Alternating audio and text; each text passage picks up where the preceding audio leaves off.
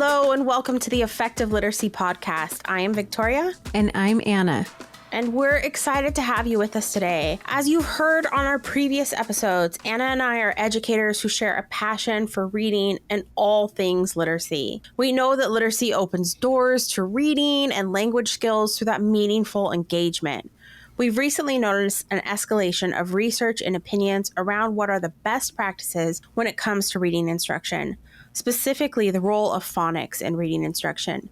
To better understand the newest research, we are interviewing experts from across the nation with extensive knowledge in literacy and multilingual education to discuss how to support our students, specifically our multilingual learners, in becoming literate individuals by the time they graduate from our educational system. Today, we are so excited to be chatting with Susana Johnson. Welcome, Susana. Hello. Thank you for having me. So, Susana Ibarra Johnson is a Ph.D. assistant professor of bilingual education and TESOL at New Mexico State University. She is a former bilingual education teacher, and her understanding and devotion go beyond academic training to her own experience as a bilingual learner. As a former biliteracy researcher and senior consultant for the WIDA Consortium, she conducted research and facilitated professional learning and language development, both in English and Spanish. And currently, as an assistant professor, she specializes in developing courses for bilingual, multilingual, and biliteracy curriculum and instruction, as well as assessment with bilingual and TESOL educators. Her qualitative research focuses on translanguaging, which we're excited to hear about because lots of people are using that term right now, focusing on translanguaging pedagogy and bilingual education and English language development context to promote quality and effective bilingual education instructional programs and materials for emergent bilingual students. Wow, you sound like a very busy lady. We are really glad that you set some time aside for us and for this conversation today. So thank you again for being here with us. As Victoria said, we are looking to really talk with experts from around the nation around effective literacy, get people's perspectives so that we can take that back to our classrooms and think about how are we implementing best practices. So in your experience, in your research, in all the classrooms that I'm sure that you've been in and educators that you have worked with, when you think about effective literacy instruction, what is it that you are looking for? What does it look like? What does it sound like when we're doing it right? Well, it's great to be here, though. I think it's, especially in probably the last couple of years with some national initiatives that have been going on with literacy. In particular, I know in New Mexico, we've been very involved with some of the literacy that has been implemented in our state districts and schools, and even in higher education. So thank you for inviting me. I think for me, what is important is that when I think of what I hear, what I see, and if you think of all the five senses in the classrooms, one of the things that I think is critical, and I think this is why a lot of the work that I do with, for example, with NSEL or even in my classroom, is that it does have to be comprehensive and it has to be effective. And so we all have, of course, definitions of what is comprehensive, what is effective. We have all these different measures that we use that, but in particular, reading has to be drawn from, for example, from the students. For me, it's important from the student's social cultural perspective of who they are, and also looking at culturally relevant pedagogy, and then also looking at their multilingualism. How do we draw from that? So in a classroom, just to give you an example, even from my own experience, when I taught first grade, I taught for a couple of years, and although it's been a while, it was very memorable for me because I looped with my students from kinder to third grade. From first grade to third grade. And that emergent initial type of literacy that I had to teach was something that I didn't have the skills as much as I thought I did, but learning from conferences like from Barbara Flores, Kathy Escamilla, just in my bilingual education experience, I was able to learn for approaches that that my students can then have those reading skills that they needed in context, right? So they had to be in context, and I use very rich literature for them to be able to draw on their funds of knowledge. For example, are their experiences, their backgrounds, and they connect it to it. And so I think that for me is very important. It's very underrepresented in literacy, or even by literacy, which is a lot of my work, that we kind of detach ourselves from the students' backgrounds, the students' home language, the students, like Luis Moll's work of funds of knowledge. What is it that they know? What are their home literacies that they do? I mean, if they're coming from a very oral tradition, how do we leverage that in the classroom? So I think in being able to do that with my students in first grade, they were able to, as Paulo Freire says, read the word and be in the world, as in the word and the world. And so I think that's very important for me, because I think if they're able to do that, they start being more engaged, more motivated, and become better readers. And so for me, it's the excitement that I see when they're able to break the code. And then, as I said, with these particular students that I was with for 3 years. But then as we moved on, I can definitely share how they were able to then create their own text, using modal types of ways, multi-literacies ways, and multilingual ways. So I think for me, it has to be fun too. They have to be engaged, which makes it fun in the sense of like creating readers' theaters, for example. So we always just kind of think that, it has to be, but I know it's important. And this is, I think, kind of the national call that, well, how do we, our students are not reading at grade level. But I think, it depends on the assessments that you use and so forth. But I really believe that literacy engagement is important, but then also having, teaching the reading skills in context, in comprehensive ways, integrating meaning making and language development is very important though. So again, this whole decontextualized way of, for example, some of the structural literacy that I see my teachers do, is too decontextualized. I mean, that's not how human beings learn. And so I think, and I know for certain my students that I spend so much time in my classroom, it was just not. I mean, you just don't learn that way, and from personal and professional experience. So I think that's kind of what I hear and see with my students. Yeah. And I mean, just to kind of go back to what you were saying, the whole idea of it needs to be fun, and decontextualized learning is really boring. So it may be fun for a couple of kiddos, but for when you're looking at, 25 first graders, that decontextualize, really separate learning, like this is when we focus on this one in particular skill. I mean, that's just asking to, have 25 first graders falling off your rug, That's right. So this idea of getting the kids in the words, getting them engaged in meaningful books and experiences, I think is definitely something that we need to keep in mind as we start to analyze all the different research that's coming up right now. Mm-hmm. So, Susana, you said something about the whole idea that we have to make sure that we're approaching reading, that we're approaching literacy with the student's culture, with the student's world, with the student's language in mind. And I know you're really an expert on translanguaging. And so I'm wondering if you can really help us understand, for those of us that are multilingual educators, right? Monolingual educators, what is translanguaging? How can we increase the opportunities in our own classrooms? And how can that play into literacy? I think, because I know we often talk about, throw terms out there, translanguaging, all these things.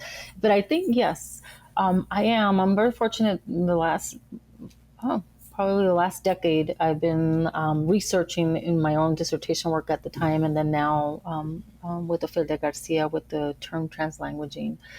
That for me, what it is that we all have different linguistic codes that we bring, and whether it's just a lot of teachers that do not speak any other language other than English, sometimes say, oh, but I'm monolingual. And I'm like, well, you are monolingual, but you still have this repertoire, you have like a vernacular way of speaking in English and another way at home. So there's different ways that you can express themselves. Whereas bilinguals or multilinguals, we even have even a broader repertoire, if you can, or a linguistic resources that we have to express ourselves. And that's what it is, and so that's a way of what translanguaging is. I definitely think that it's integrated. These codes are definitely integrated, the vocabulary, the grammar. Whereas myself as a bilingual, sometimes when I express myself, even though I'm speaking in English, my discourse would be very much more from a Spanish speaking background, from my community, the home literacy and language that I acquired from my community. So that's what it is, and it's really leveraging your entire linguistic repertoire or resources that you have to express yourself, whether it's in speaking or when you read something and you make a point of recognizing a term that an author used that was in French or in Spanish, and it's an English text, and you're like, oh wow, I totally get why they use that.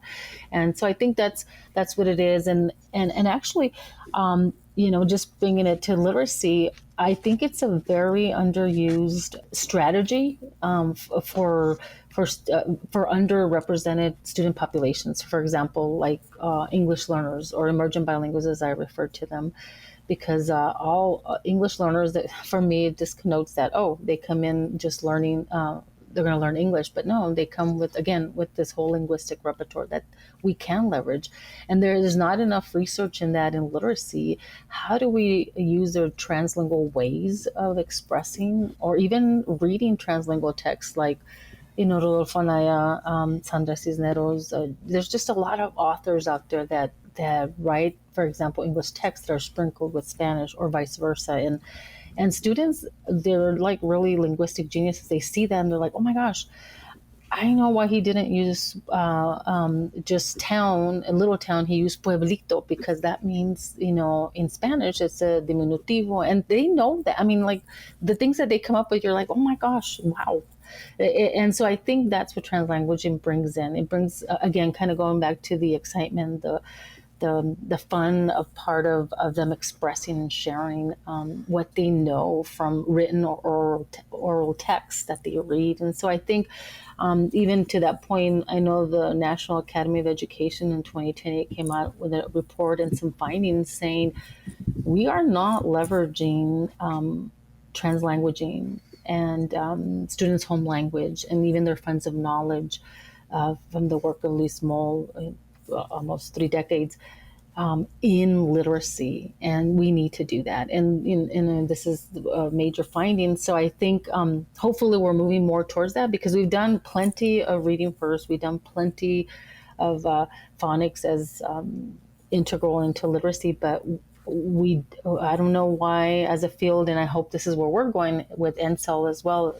Thank you for that kind of clarification and definition. I'm wondering if we could take it one step further, because I've often heard that translanguaging is the same or very similar to code switching. So I'm wondering if you might clarify a little bit more about the differences and similarities between translanguaging and code switching.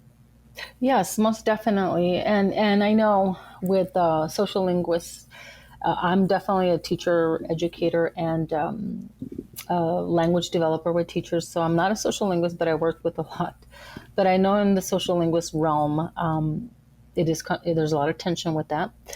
Mainly because, respectfully, I should say, because we've done extensive work, and myself as a bilingual person, I studied code switching. I started from Centea's Spanglish, the term that's used, and then most recently translanguaging. So for me, it's a trajectory in bilingual education that we've taken, where we've always been trying to acknowledge. I think translanguage has always existed. So when I found it a decade ago, I was like, oh my gosh, this is what I do. We just didn't name it that. So Spanglish is like, even I'm from Southern Texas, we call it Tex-Mex, or in California, they call it a different name and so forth. But I think with code switching, what I think is different, that terminology. So I kind of want to tip my hat to all of those. Not saying that, you know, Spanglish code switching, and now a more modern term of translanguaging, or I shouldn't say modern, but a term that has been popularized a lot in the United States, coming from Europe, from Sen Williams. But the difference is that, you know, with code switching, we are always looking at the separation of those languages. There's, for example, for myself, English and Spanish, and we're always like, oh, this is what they did in English, this is what they did in Spanish. The big difference is that in translanguaging, we see it as a whole, kind of a holistic and integrated language repertoire that we choose at one point, you know, to express ourselves in X with this language, grammar, vocabulary, or discourse, and we express it. But in code switching, it's very much looking at it more from kind of two monolinguals in one. And so that, for me, that's the big distinction.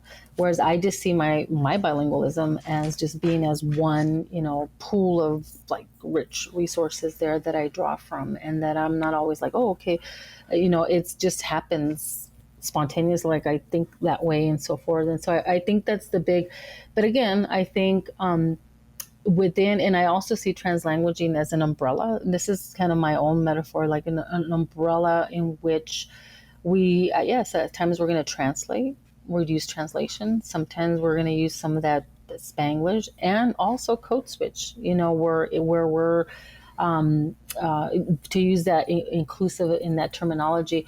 Now, you know, some social linguists don't think that way, but again, I'm a language developer. I work with teachers, so I want them to understand that it's not, the translation's not bad, code switching's not bad. These are all resources.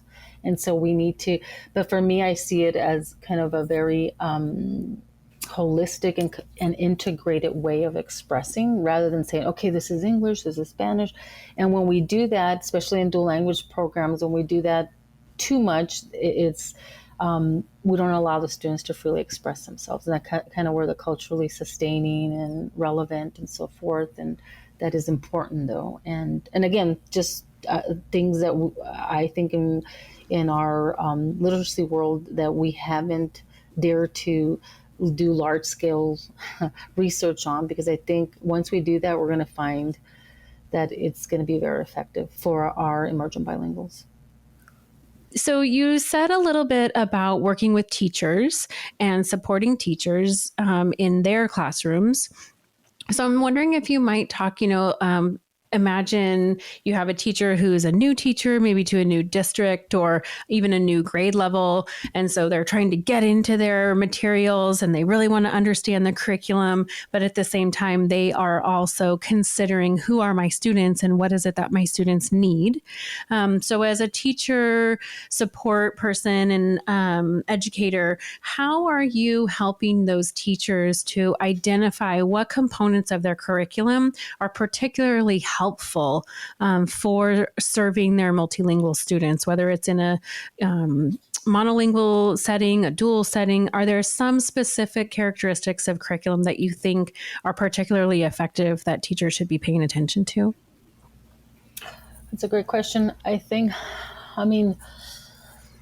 in teacher preparation, so just kind of thinking of my teachers, and I try to always survey my teachers and asking questions in regards to what curriculum are you using. I taught a biliteracy pedagogy course this spring that I was fortunate to be able to do some research with. And one of the things is that because of our state adopting, there was a dyslexia law and because of that, now our kinder to second grade have to be tested for dyslexia and the tools that they use, and then also learn structured literacy approach, for example. And some of the teachers, not some, most of them, and these were all graduate students that were coming back to finish their masters, and they were like, I come from a balanced literacy. I come from, they do GLAD, just different ways of approaching literacy. What do I do? And I'm like standing there like, my goodness. So I don't tell them, but we what we do is that then we study different things of different types of approaches. We looked at Kathy Escamilla's work with biliteracy from the start, some of the translanguaging biliteracy that I do. Some of the literacy even going back to the 70s of the Goodmans, and also structured literacy. We also looked at that. So I think that when they looked at that, they then came up. They had to do a biliteracy project. They came up. For example, one teacher compared and contrasted the structural literacy that she's doing with mini shared reading, for example. There's another approach that I use from Dr. Barbara Flores. And she did a whole work with her students and said, with a pair of students, I did the structural literacy with another pair of students. And again, these are teachers because teachers are researchers. And that's what I tell them. I say, you are researchers. You're a practitioner researchers. And so I try to open up the space for them to be able to be these researchers and posing these questions. And they come with their own conclusion as I'm analyzing the data. They're like, wow, now this feature about structural literacy may or may not, but I'm going to have to adapt. So the main thing, takeaway is that they adapt. Again, there's not one size fits all with anything that we learn. And so them knowing kind of the theoretical underpinnings of specific literacy approaches and so forth, they're then able to make professional judgments and decisions for their students, and drawing from who they are, and not just from, we're always drawn to these assessments, technology-based assessments that they're timed and so forth. I said use that as a resource, but always find other assessments that what is it that the student, is it comprehension? Is it fluency? Is it vocabulary building? Is it meaning making? And so they come through their own conclusion of, more of a multi-dimensional type of way of approaching it. And that's for me important though, because I think as a former teacher, I never used a program, just to the T, because I had culturally and linguistically diverse students and different reading levels. There's just no way, no publisher is going to make one program tailor it for your specific student group. So I think that's a process that I take my teachers through. And I do that when I do professional development too, is that posing questions to them. And then really for them to create, for me, it's important for them to have teacher agency, because I think a lot of times we take it away from them in the way that we just push programs and assessments. And I think once they find that, that's very empowering. I mean, they then look at everything through a very critical lens. So teacher as critical consumer, prioritizer, knowing their students, and then figuring out what components of their curriculum are going to work, and then what might they need to adjust in order to really meet the needs of each of their students. Right? If we're not reading, if we're not writing, it's hard to teach that. It's hard to get to that metacognition. And so a really important question that we want to ask all of our guests is, what are you currently reading or writing, personally or professionally?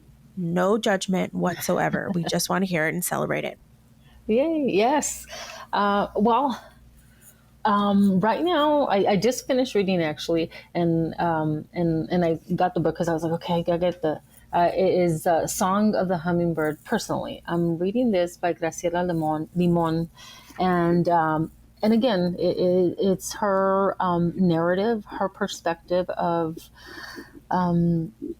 the Spanish conquest in Mexico, and how Tenochtitlan and the Aztecs and so forth. Myself being indigenous Nahuatl, it was very important for me to read it. And again, all of us want to read something that is engaging, that you want to learn and so forth. So I think that I loved it, and I read it in the spring, but I actually use it and read it in my classroom, in my biliteracy classroom, as I read aloud. At the end, I didn't finish it this semester, but they were asking for the title so that they could read it. But so that's something that I most recently read from a personal interests, I guess. And the other one that I'm just finishing is called the Becoming Bilingual Readers.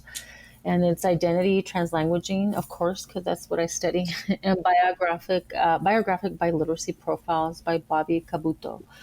And an excellent way of looking at, she does draw from, of course, the Goodmans, and however, her work has really expanded into looking at, which I think the Goodmans, with the whole language and all that, of course, did a great job, but a lot of it was, again, with students that were English speakers, not a lot of multilingual students, by multilingual, and she does. And so I love that, because the way she looks at miscue analysis from a bilingual perspective is, for me, was like, wow, it blew my mind. So that's something that I'm reading right now, and really trying to see how to apply it.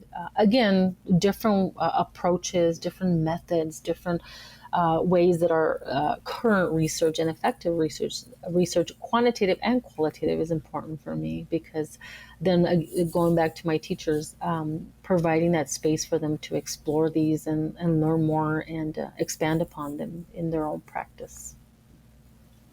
Okay, so we have 2 new books to put on our list. Thank you very much.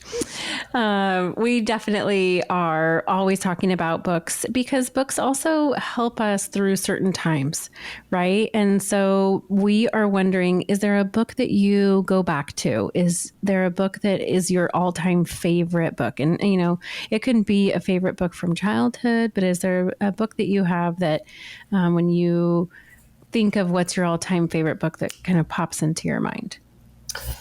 Well, does it have to be academic, or does it No, matter? not at all. Well, you know, I have to say, when you said childhood, I kind of going back to our cultural linguistically diverse students. Our home literacy looked very different. We didn't have very many books. We had the Bible, because we were Catholic, and we had periódicos, newspapers, and that was it. I think what my favorite book, in quotations, was listening to my father and my mother discuss our trip, or, you know, when we crossed the border to see my family, and we had these long conversations of the differences of, you know, why they use this term and so forth. So for me, that was very rich, and I, you know, to this day, as you can tell, I like to tell stories. is that that's just a discourse of mine that I use a lot, and I, that's what I remember. It's kind of a warm feeling in my heart, just sitting around the dinner table and listening to our daily account. You know, whether it was we were out in the fields working, or we were back home and listening to our adventures, because we're in a new school in California or so forth. That's very rich for me, and I just think of it. And to this day, even my own kids and my husband too, we're sit around the table and talk a lot. So those are oral texts that I have fond memories about. Oh, that's awesome. Yeah, thank you so much. That's making me think, Victoria, we may have to change the wording in our final question. I think you're right, Anna. More inclusive. So thank you, Susana, for joining us today. We really are honored to spend this time with you. And we want to thank you for listening. We are the Effective Literacy Podcast. And for more information and to get access to all the resources mentioned today, please visit our show notes at multilingualliteracy.org. And make sure to subscribe to our podcast and let your friends know that we're out here and we're excited to be chatting with you. All right, take care.